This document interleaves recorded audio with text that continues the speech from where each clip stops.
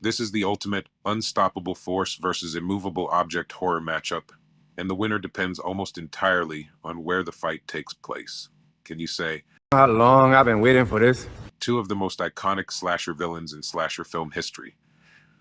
Movies that spans decades, many unalived bodies along the way, many costumes worn during October 31st, just overall fun horror films.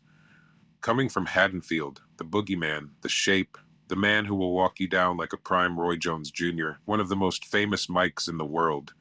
There are three famous Michaels: Michael Jackson, icon; Michael Jordan, legendary; and Michael Myers, mythical, who rocks his white mask with those black dead eyes looking out.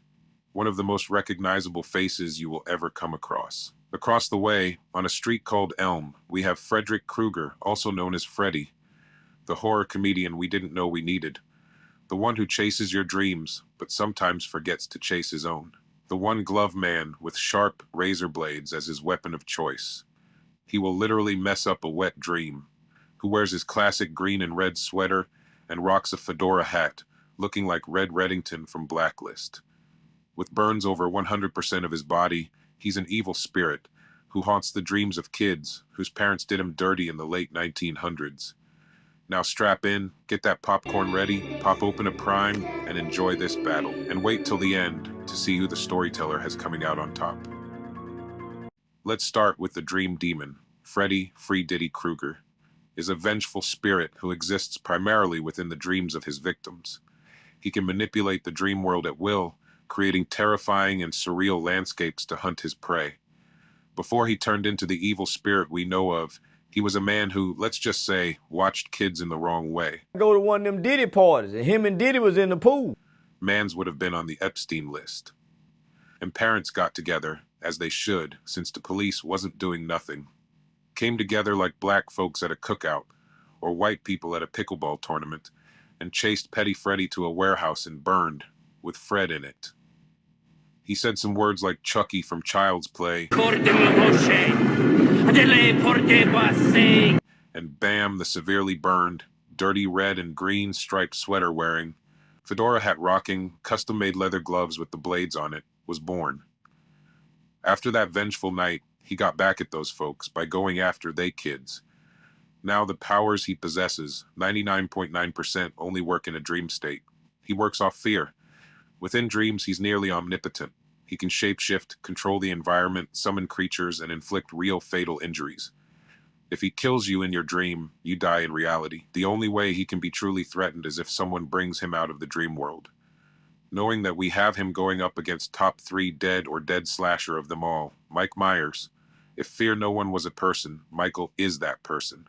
He is him. No fear, no emotion, no sense of pain. He's one of cinema's most iconic and influential slasher villains, embodying pure, inexplicable evil.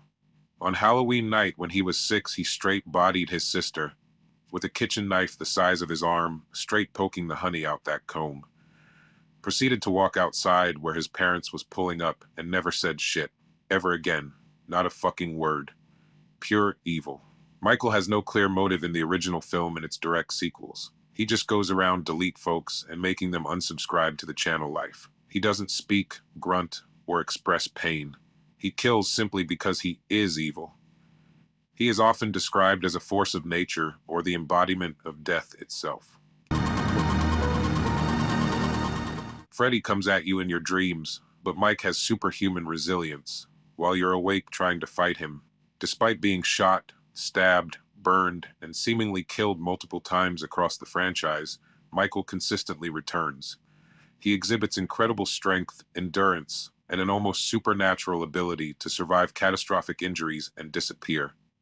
Since Freddy feeds off fear, he won't have no upper hand against a man who is fear itself. Freddy might land some nasty claw swipes, but Michael would keep advancing. Without dream powers to instantly heal, teleport, or reshape reality, Freddy couldn't evade Michael's brute strength forever. Michael would eventually overpower him and inflict catastrophic physical damage Freddy couldn't recover from in the real world. But to be fair, let's put Mike in Freddy's world, the dream state. Mike getting washed 10 out of 10 times. His absolute control over reality and his domain makes Michael's physical advantages meaningless. He could defeat Michael in countless ways with a snap of his clawed fingers. So this battle will ultimately depend on environment. Therefore, Freddy wins more often than not because he can choose the battleground. He can pull sleeping victims into his world. Unless Michael somehow found a way to stay perpetually awake or drag Freddy into a purely physical confrontation, he couldn't escape. The Dream Master holds the ultimate advantage. But if the fight is forced to stay in the real world, Michael becomes the inevitable, unstoppable victor. 2, 3,